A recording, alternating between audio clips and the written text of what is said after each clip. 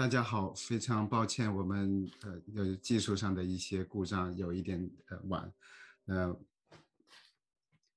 欢迎大家来到《中国向何处去》第15课。我们今天要讨论的是中国民主运动，那么尤其是在2003年维权运动之前的中国人民争取民主的历程。我们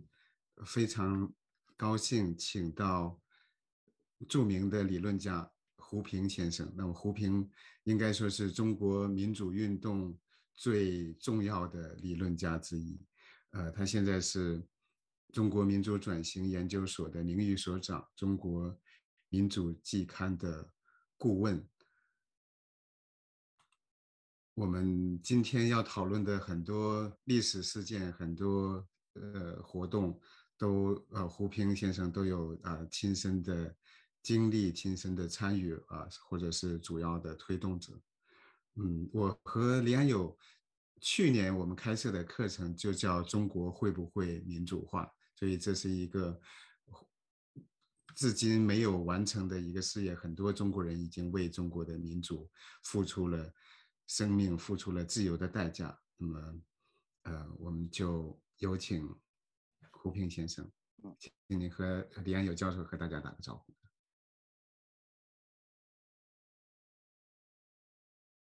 谢谢滕彪，谢谢李安友。今天我要讲的题目是中国民主运动，这是一个很大的题目。一堂课当然讲不完，10堂课也许都讲不完。那么这里呢，我限于时间，只能给一些就是大纲式的讲解。那么首先，在我们这里讲的中国民主运动，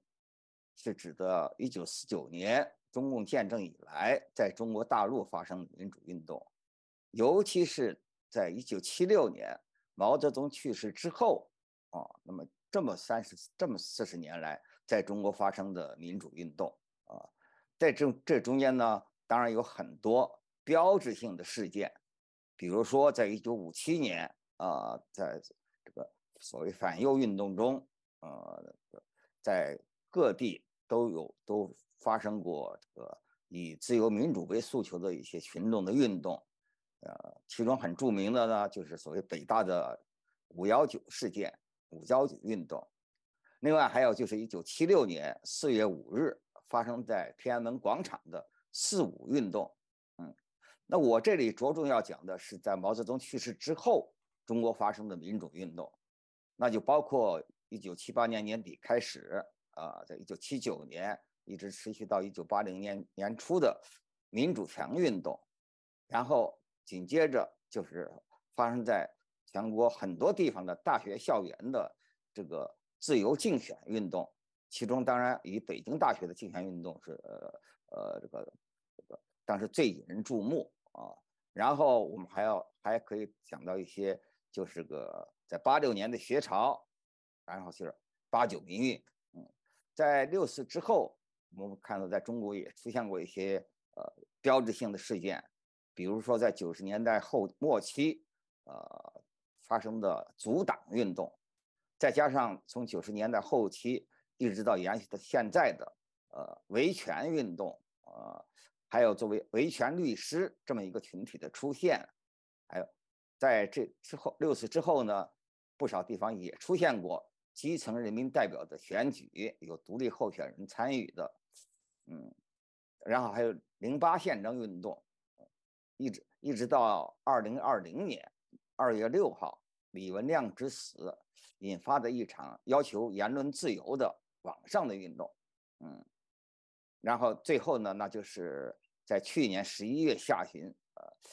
由于抗议当局这种严厉的风控，在南京传媒大学首先发生，以及在全国不少地方发生的所谓白纸行动等等等等。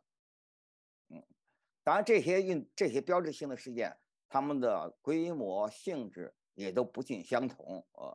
比如有的更多的是维权的性质那有的呢更多的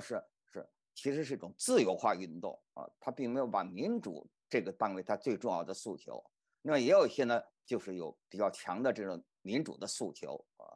再加上呢这些事件，他们参与的规模也不尽一样。那么这里头呢，我觉得首先我要讲的一个重点问题，就是说在毛泽东去世之后，中国为什么会发生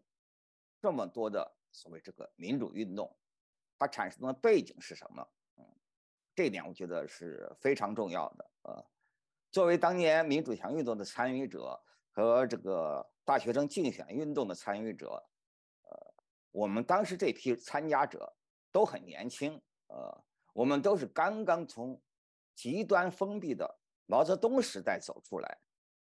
我们中间没有人接受过西方式的教育，也没有人有什么很特殊的所谓家学渊源，没有人留过学，也没有人出过国。在那个时候呢，大学的教材的内容还非常的陈旧，我们这一代人的精神成长背景和早先的，比如严复、梁启超、孙中山、胡适这些人非常不一样。他们的自由民主的思想和理念是和西方的直接接触中产生的，是从西方那儿学来的。而我们的自由民主理念呢，主要是从我们自己的经验中进行反思、领悟出来的。当然，在这个过程中，西方有关自由民主思想的一些思想，这方面的思想一些著述包括一些修正主义的著作呀，包括西方马克思主义啊，当然也包括马克思主义本身，特别是年轻时代的马克思主义，还有前几代，就包括我刚才提到那几位，从严复、梁启超一直到胡适这些人，他们的自由主义的思想，对我们肯定还是产生了很不小的影响，给了我们很多的启发。只是在当时的环境之下我们得到这些思想，得到这些资源，那都是片段的、残缺不全的，更多的呢是靠我们自己的思考才产生了对自由民主的领悟。我以为呢，指出这一点是非常重要。美国一位政治学家，就哈佛大学的教授朱迪·史克拉，他写过一篇很有名的论文，题目就是《恐惧的自由主义》The Liberalism of Fear。他就说呢，现代西方的自由主义产生于对残酷的宗教迫害的恐惧现代的自由主义起源于后宗教改革的欧洲，由于残酷的宗教战争，使得很多基督徒他们就产生了这个宽容的思想，产生了要求信仰自由、思想自由的这么一种理念。本来新教的产生，加尔文他们这派的兴起，当初曾经遭到过罗马教会的无情的迫害，可是等到他们得势之后，他们建立起了比罗马教会还更为严厉的这个思想专制，在迫害异端方面走得比罗马教廷还要远，但是呢，有趣的就是呢，正是在这种条件之下那么一些教士就产生了强烈的要求，这个反对宗教迫害，反对思想专制，要求宗教宽容，要求思想自由的呼声，那就是所谓物极必反。恰恰是在那些受到不宽容思想最深的国家，反而成了欧洲最早实现宽容、实现思想自由的国家。恰恰是像荷兰呢、英国呀和美国这些最早受加尔文思想体系影响的国家，他们是最早把自由的理念作为他们立国的理念。那我们可以看出呢，当代中国的这个自由民主理念、自由主义这种思想的发生的过程，和当年西方自由主义发生过程有很大的相似性。因为中共建政以来，就建立起了远远比西方中世纪更严酷的、更彻底的政教合一，实行了远比传统专制更严厉的思想专制，首先是思想的专制是对各种不同政见的残酷迫害，从普通的老百姓一直到中共的高级官员，很少人不是生活在恐惧之中。而文化革命文革这10年浩劫呢，是把这些推向了极端那同样也是物极必反。文革浩劫，它不但是中共思想专制的顶点，也是它走向破产的起点。正是那种普遍的迫害就激起这种普遍的一种觉悟，一种醒悟。在当时呢，不单单是像我们这些年轻人、这些民间的人，就在中共党内，甚至在中共老一代的领导人中间，也有不少产生了这种宽容的思想和要求这个自由的这么一些理念。这个是我觉得是中国发生当代自由主义自由民主运动的一个思想的起源。当然不仅是中国可以说苏联和东欧和原来的共产国家基本上也是这样。就像这一期我们的这个中国民主季刊登出了一篇谈蒙古的文章，就说蒙古蒙古的民主转型。那蒙古的民主转型大家看得很清楚，它和传统的关于民主的现代化理论非常不一样。因为传统的民主现代化理论都认为呢，要有发达的市场经济、强大的中产阶级是民主转型的前提。可是当年的苏联和东欧都没有依赖这种前提，尤其是蒙古。当年的蒙古不但没有什么市场经济，更没有什么中产阶级，也没有自由民主的历史传统。可是你看他说转型就转型了那么促成蒙古民主转型的因素，主要还是因为早先共产党那种严酷的、全面的、普遍的政治迫害，造成人们对这种迫害的恐惧和反感。而在这方面呢，中国他们其实做的比蒙古还要更过分。因此呢，在中国，他就事实上在当时，他有着比当年的蒙古、甚至比东欧、比苏联更为强大的要求自由民主的这么一种冲动。就拿所谓改革来说，其实回顾历史，我们就可以很清楚，在中国在四人帮死了之后发生的改革的浪潮，首先是政治改革的浪潮，首先是思想解放运动，首先是民主强运动，后来才是经济改革。所以这点我们要看的要记住。尽管邓小平本人对政治改革没有什么兴趣在80年代的时候，他还不断的搞这个所谓反自由化运动。但是因为当时不仅仅是民间，包括共产党内部，就是出于对文化革命的痛定思痛，出于对政治改革，出于对自由化，这有着很强烈的要求。所以尽管邓小平在80年代一次又一次的发起反自由化运动，但是呢，每一次运动都搞得虎头蛇尾而整个社会呢就变得越来越宽松。而在抵制这种反自由化逆流的共同的抗争中，自由化力量、民主化力量反而是愈战愈勇。自由化浪潮、民主化浪潮一浪高过一浪。整个80年代我们就可以这个过程看得很清楚。那么到了89民运，那就达到了最高峰。89民运参与的人数之多，我想在整个人类历史上都是没有先例的。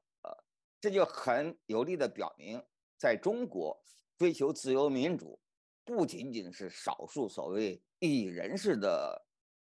要求，也是广大民众的共同的愿望。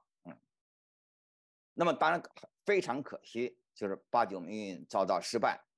中共当局悍然发动6次屠杀，使这场轰轰烈烈的民主运动功亏一篑。89民运的失败造成了很严重的后果，其中最严重的一个后果之一就是使很多人失去了对非暴力抗争的信心。那不少人以为，一旦人们失去了对非暴力抗争的信心，一旦人们发现非暴力抗争在中国在中共体制之下是此路不通，他们就会转而投入暴力，进行暴力的反抗。那这种推论是不符合实际的，因为在当代这种条件之下，面对着具有现代化武器装备的中共政权，单靠民间用暴力方式是缺少相应的暴力反抗的手段。所以呢，尽管很多人他有这种进行暴力抗争的这个愿望，但是实际上他无从着手。所以呢，结果造成的结果就是呢，如果一些人失去了对非暴力抗争的信心，而在实际上他又不可能从事暴力抗争，到头来他就是对抗争本身失去了信心，到头来他就不再参与抗争。那么这么一来呢，也就是当人们一旦放弃了采用非暴力的方式抗争，实际上就是放弃了现实可行的抗争手段，到头来呢就是放弃了抗争本身。那一旦有这么多民众放弃了抗争，那反过来就使得专制能够得以维持。尽管说共产党专制它的建立，在建立之初，它离不开相当一批民众的狂热的参与，但是要维持这种制度，它只需要民众的这种意志消沉。当一个社会中的民众偏向于消沉的时候，那么这种专制制度要改变它就变得相当困难。那么在6次之后这30多年，中国也有过持续的抗争，包括我刚才提到的维权的运动啊，维权律师的兴起啊，还有尤其是在互联网出现之后，人们表达异议的空间那就比80年代有了很大的进展。在6次之后，中国并不是完全没有抗争的空间，在有些方面，它的空间甚至可以比80年代还要大一些。你看，比如说在民主强国时期，大家都知道，魏京生被审判，当时就有民运人士呢，就把在法庭上魏京生为自己辩护的那自辩词这个录下音，然后把它整理出来、印出来，然后再油印出来，在民主墙下就散发，结果呢被当局逮捕。可是到了90年代，到了本世纪初，我们看到，如果有哪个著名的民运人士、异议人士、维权领袖被抓了，那你看到这个被抓人的他的自己辩护的辩护词，维权律师的辩护词，马上就出现在网上，到处流传。而且还有一些民运人士、有些维权人士呢，甚至自己开汽车或者坐火车跑到审判那个法院的那个地方，在法院门口就拉起布条表示声援。那么这种情况，其实在80年代都是这种空间，80年代都是没有的。再加上我们看90年代后期，从90年代后开始，那么另外也是借助于互联网的方便，我们看到自由主义的思想、自由主义的理念得到了非常广泛的传播。换言之，在6次之后这么30多年，并不是一点也没有和平反抗的空间，也有很多人前赴后继在从事这种英勇的反抗。就像我刚才谈到了，从90年代后期的阻挡，从维权运动，一直到此前2、3年发生的这个纪念李文亮的要求言论自由的网上的运动，以及去年发生的白纸行动都是有的。但是可惜的是呢，在这些运动中，一般民众的参与程度是比较低的，这个和80年代是不能相比的，尤其是和89民运是不能相比的。而与此同时呢，当局在经过6次，那党内的开明派、温和派，倾向于自由民主的这些当权派，那纷纷都被出局，被打倒，至少也是被边缘化，而党内呢，它的主流就采取这种更严厉的态度，使得因此，当民间的抗争的力量既然还没有足够的规模，而上层呢又缺少这种比较开明的统治者，因此就很难出现我们在80年代，尤其是在89民运过程中看到的那种一种良性的互动，所以这些运动尽管前赴后继，但是呢，它都很难取得这个重大的这个突破性的进展，这也就使得现在这个我们这个面临的一个非常非常严峻的一个问题，当然你要讲起来，在这个过程中间，我们尤其是在过去80年代，民运之所以参与的人那么多，包括89民运，有那么多普通的老百姓也参与，那也和当时别的因素有相当的关系。比如说，在80年代，因为中国刚刚走出毛泽东时代，而毛泽东时代过去那种制度的失败是非常全面的、非常彻底的，各方面都搞得一塌糊涂，包括经济方面，包括民生方面也搞得一塌糊涂。那么这样子就使得很多人，出于对现状的不满，出于对旧体制的不满而同情或者参与了这个民主运动。尽管他们对很多人来说，对他们来说呢，他们对自由的理念、民主的理念，并不是看得那么重啊。他们也许更看重的是其他的问题，包括经济的问题、民生的问题。但是因为在80年代，你共产党搞得那么糟糕，除了政治上的高压之外，你经济上、民生上搞得那么差，所以很多本来也是只关心经济民生的人，他们也会对民主运动采取非常同情，甚至于自己直接参与的这么一种行动啊。而到了60之后，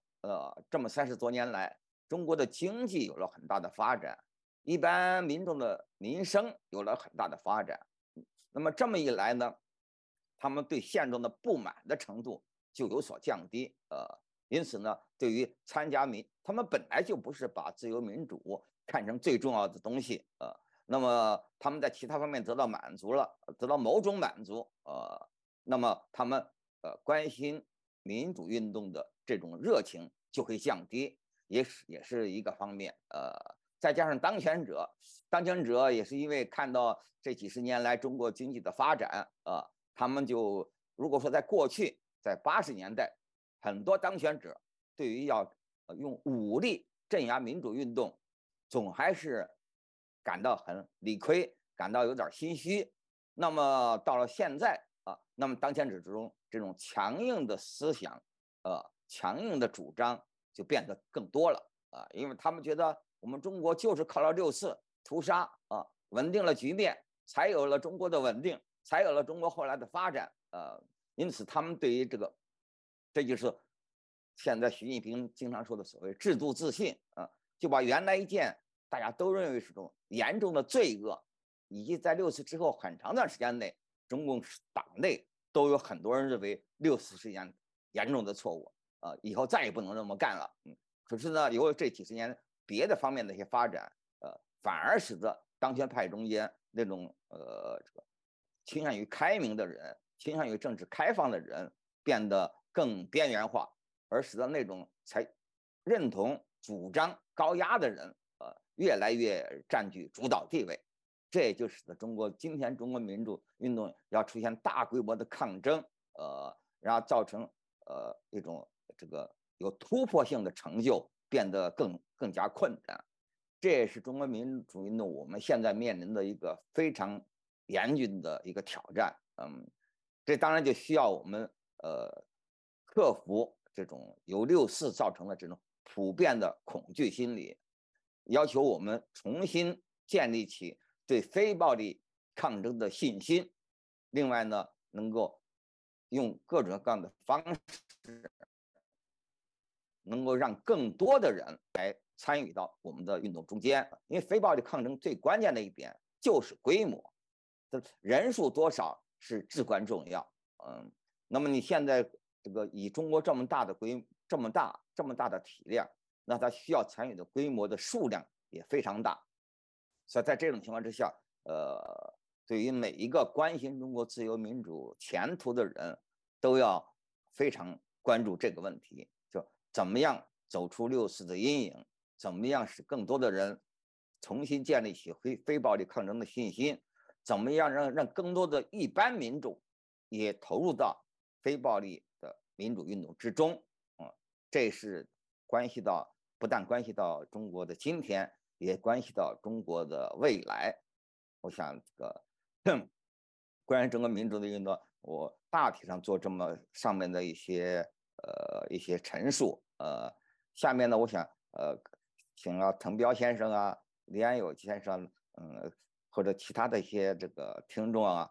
可以提出各样的问题，我们可以再做一些更深入的讨论。我就先讲到这儿，谢谢大家。